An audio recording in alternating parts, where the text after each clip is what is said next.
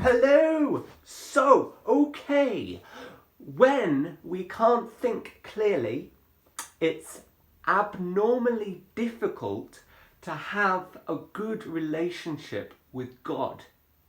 So it's really hard to have a close relationship with God where He can speak to you and where you can really feel close to Him and where you can have clarity in your mind if you can't have clarity in your mind, it's really hard. And so I'm going to give you some really practical, useful tips that will help you to have more clarity in your mind, and that will help you to really feel and to actually connect with God and not doubt, and to really have faith that He will do what He says He will do in His promises. And when you can't think clearly, it's very hard to have faith. And faith is the whole thing that Christians should have more of. And the way that you can get more faith more easily is if you're able to think clearly. Because if you're not thinking clearly, if your mind is in a condition where it's like, oh, all over the place, then it's very hard to have faith. And so these are 4 things that will help you to have a much clearer mind.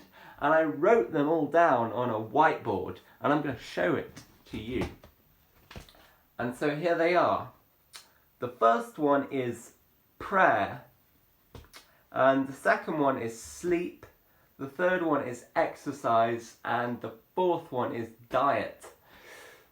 And so prayer, sleep, exercise, and diet. And so these 4 things are really, really what I feel like makes the difference in my life. When any one of these 4 things are missing, when any one of these 4 things are not done to the best of my ability, then I feel like my mind tends to wander a lot and thinks about really not the right things. And so basically, these 4 things, if I miss out even one of them, it really has a huge effect.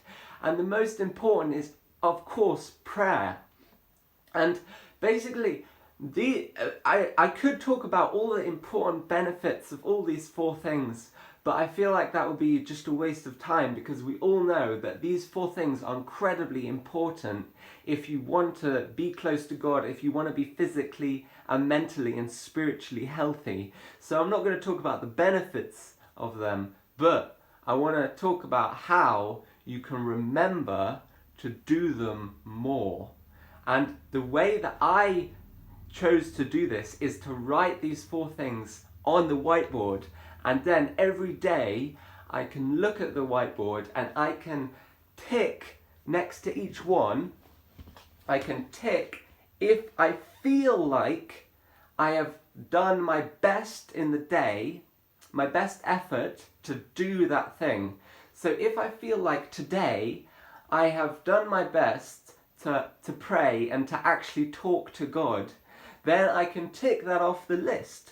And if I feel like I've done my best to go to sleep at the right time and wake up at the right time and sleep enough hours, then I can tick that. And if I feel like I've exercised, or I feel like I've eaten vegetables or a healthy diet, then I can tick that off.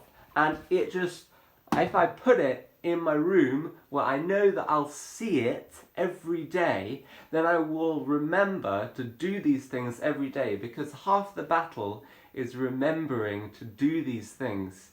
And if I remember to do them and I actually do them every day, then my mind, I know, because I've seen it every single season or every week where I do these things, my mind is suddenly so much more clear.